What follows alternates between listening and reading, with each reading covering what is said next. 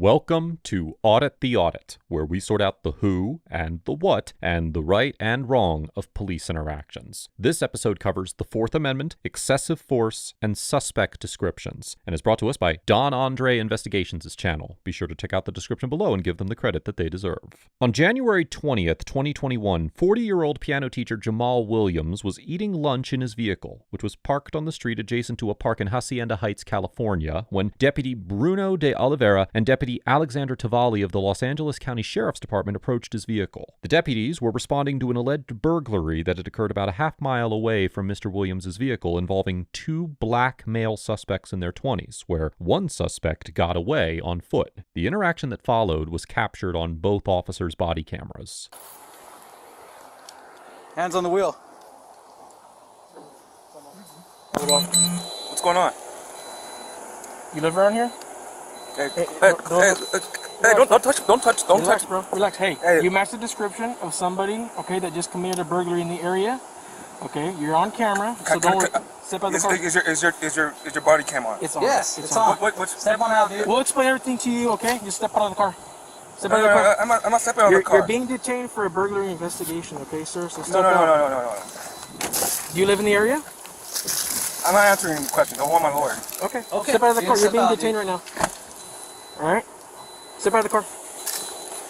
Sir. Step on out, dude. You're on camera, dude, so don't do anything dumb, okay? When the officers first approached Mr. Williams, Deputy de Oliveira immediately opens the driver's side door and orders Mr. Williams to step out of the vehicle. A few seconds later, after Mr. Williams responds that he will not exit the vehicle, Deputy Tavalli opens his passenger side door and leans into the vehicle multiple times. We will examine whether the deputies had the reasonable suspicion necessary to detain Mr. Williams later in this episode. But, assuming for the sake of argument that they did, it is likely that a court would determine that the officers were within their authority to order Mr. Williams to exit his vehicle. As we have discussed before here on ATA, the Supreme Court held in the 1977 case of Pennsylvania versus Mims that an officer, quote, may, as a matter of course, order the driver of a lawfully stopped car to exit his vehicle. Now, although the officers did not stop Mr. Williams's car, as he was already sitting in his parked vehicle, the Second Appellate District of the Court of Appeal of California held in the 2013 case of People versus McLaughlin that when officers entertained reasonable suspicion that an individual sitting in a legally parked vehicle was involved in a burglary in progress a half block away, they were justified in removing her from her car, and it is likely that a court would reach the same conclusion here. However, it is also probable that a court would find that the officers violated the Fourth Amendment by opening Mr. Williams's car door and leaning into his vehicle. The Supreme Court held in the 1986 case of New York versus Class that opening a door and entering the interior space of a vehicle constitutes a Fourth Amendment search, and, as such, is subject to the same reasonableness standard applied to other police searches and seizures. In the 2020 case of United States versus Gumezi, the Ninth Circuit Court of Appeals, which has jurisdiction over California, found that an officer's opening of a car door and leaning into the car constituted an unlawful search, because while the officer had reasonable suspicion sufficient to justify a traffic stop, he lacked, quote, probable cause or any other particularized justification, such as a reasonable belief that the driver poses a danger, to open the door to the vehicle and lean inside. Although the court recognized that an officer may open a vehicle door when there are, quote, particularized reasons for the officers to fear danger, such as when officers were responding to a reported shooting, the passengers in the car made furtive movements as the officers approached, and the car's windows were so darkly tinted that they prevented the officers from having a clear view of the car's occupants, it concluded that the officer in the Gumezi case did not have any reason to fear that the driver might be dangerous. Likewise, in this situation, aside from the fact that they were investigating a burglary, Deputy de Oliveira had no reason to believe that Mr. Williams was dangerous when he opened his driver's side door, and it seems unlikely that a court would find that his immediate passive resistance to the order to exit the vehicle would give Deputy Tavalli a sufficient justification to open the passenger door and lean in when he did so.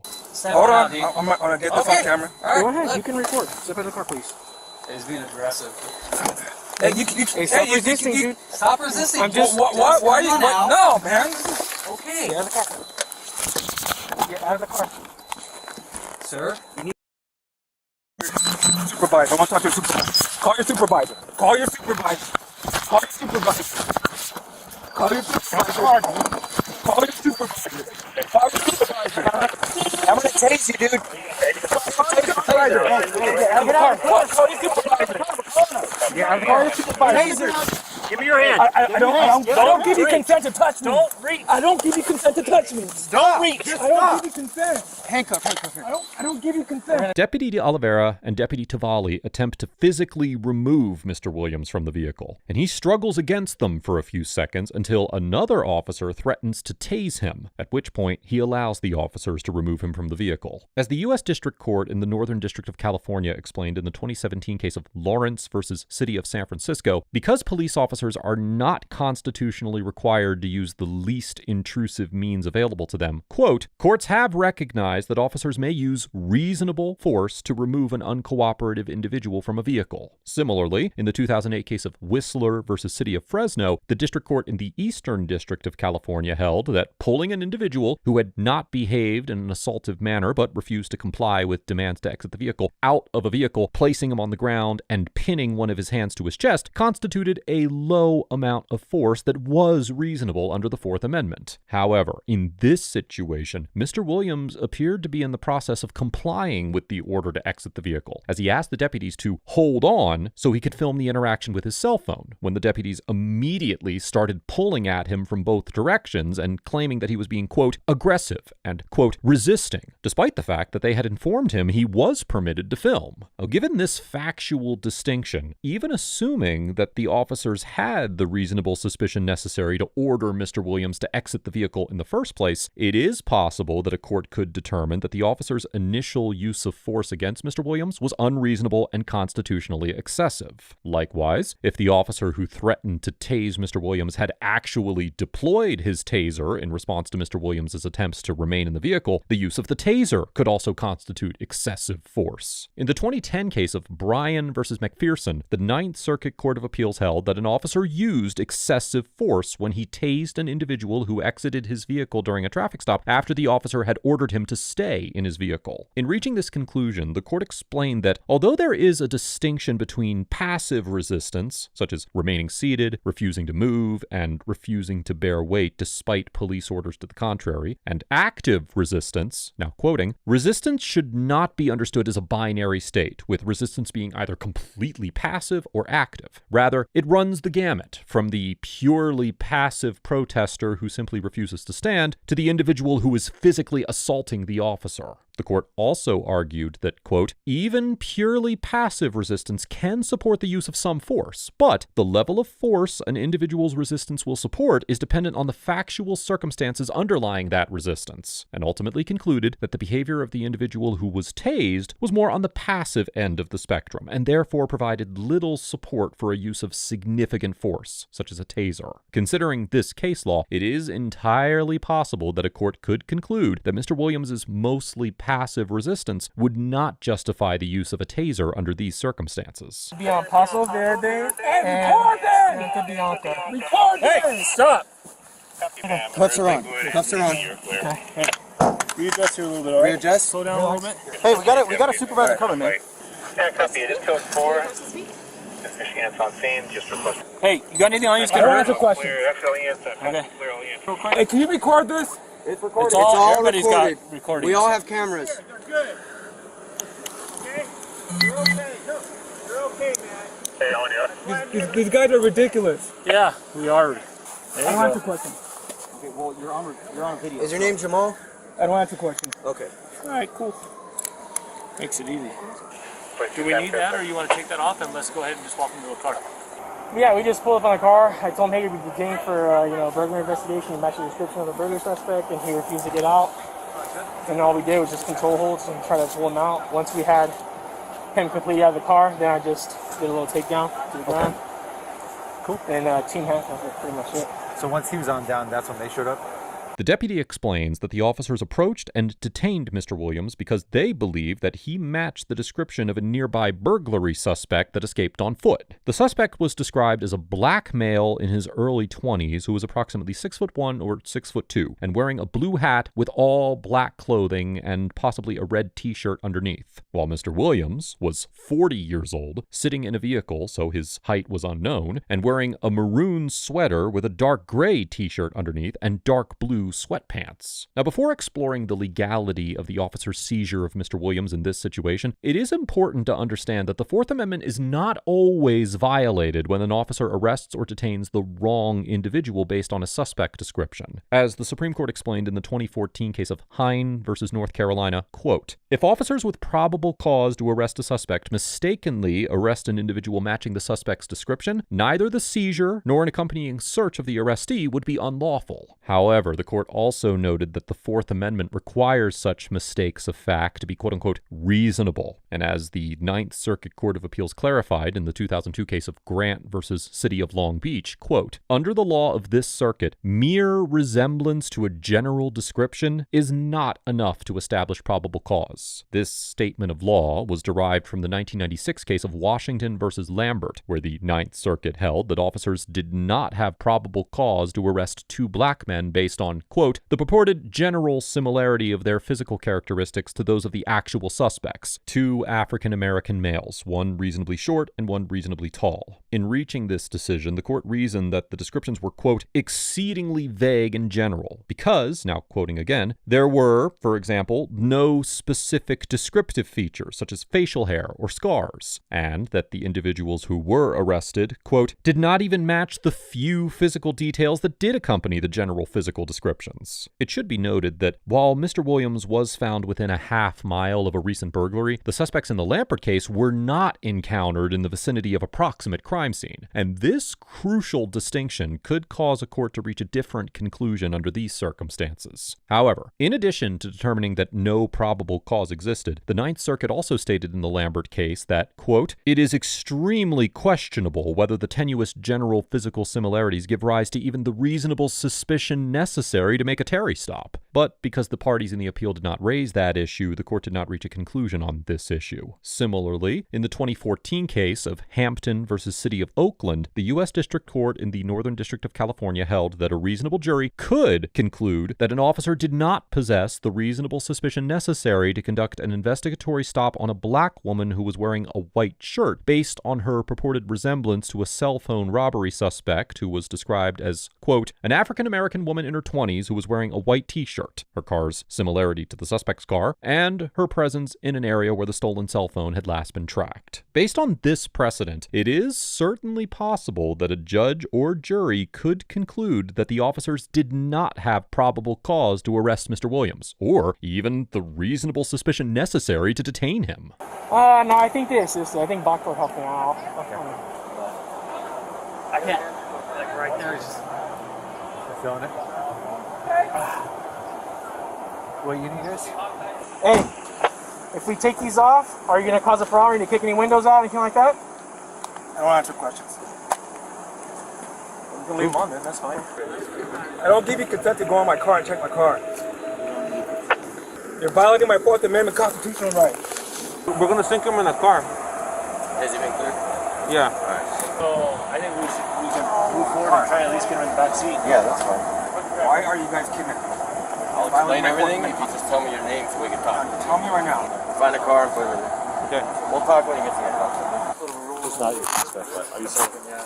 Well, if he's not the 459 suspect, then I don't believe so. Did you finish the CJIS training? we're going to take him away for 148. He's not going to jail. CJIS training. Yeah, no, I know. I'm going to research the vehicle and see if the mask that the suspect was seen on picture that was taken by the informant is inside the car. After the deputies concluded that Mr. Williams was not the burglary suspect they were looking for, they informed him that they were still taking him to jail, and he was charged with resisting an executive officer in violation of Section 69 of the California Penal Code, which prohibits knowingly resisting, by the use of force or violence, an officer in the performance of his or her duties. Now, although Mr. Williams' physical resistance to the deputies' attempts to remove him from the vehicle was likely sufficient to support a conviction under this statute, as indicated by the jury instructions for this this offense, California law also requires that the officer be lawfully performing his or her duties at the time of the resistance, and an individual cannot be convicted of violating this statute if the officer was unlawfully detaining them or using unreasonable or excessive force against them. The resisting charge against Mr. Williams was eventually dismissed, although it took nearly a year for the charge to be dropped. After the encounter, Mr. Williams filed a complaint with the Los Angeles County Sheriff's Department, and Lieutenant Tri Huang investigated the incident and concluded that Deputy De Oliveira and Deputy Tavalli did nothing wrong. On January 17, 2022, Mr. Williams filed a lawsuit against the officers involved, the Los Angeles County Sheriff's Department, and Los Angeles County, and on April 15, 2022, he voluntarily dismissed the case after reaching a settlement for an undisclosed amount. Overall, Deputy De Oliveira, Deputy Tavalli, and the Los Angeles County Sheriff's Department get an F for likely violating Mr. Williams' Fourth Amendment rights, maintaining a hostile and antagonistic demeanor throughout the encounter, and seemingly attempting to manufacture physical resistance on Mr. Williams' part by claiming that he was quote-unquote aggressive when he was simply sitting in his vehicle, potentially as a justification for using physical force to remove him from the vehicle. Instead of giving Mr. Williams time to step out of the vehicle of his own volition once he had started to film the incident on his phone, which the officers, by the way, informed him he could do, the officers immediately began to apply force from both sides of him in a seemingly contradictory and confusing manner. Additionally, legal issues arose during this encounter that we did not have time to explore, such as the search of Mr. Williams' vehicle, which potentially violated the Fourth Amendment, and the officer's use of handcuffs and leg restraints, which, along with other factors, likely transformed Mr. Williams' detention from a Terry stop to a de facto arrest that needed to be supported by probable cause. Now, while it is certainly possible that a court could conclude that at least some of the deputies' actions were legal, and much more likely that a court would find that they were entitled to qualified immunity given the murky state of case law on these issues and the high legal standard required for citizens to overcome qualified immunity, the deputies behaved in an unprofessional and aggressive manner from the beginning of this encounter, particularly given the vagueness of the suspect description they believed that Mr. Williams was a match to. And had they treated Mr. Williams with basic human dignity, I feel confident they would have received a different response to their attempts to investigate him. Likewise, had they taken the time to observe Mr. Williams and his behavior before throwing his car door open, they would have realized that he was older than the 20-something suspect that they were looking for, and that he was eating lunch in his vehicle, which would be highly unusual conduct for someone who had just committed a burglary. But instead of making use of the wide array of investigative methods available to them, the deputies immediately accelerated their conduct to aggressive detention and intimidation, and as a result, subjected an innocent man to demeaning and disrespectful behavior because he happened to have the same skin color as a burglary suspect. Mr. Williams gets a B+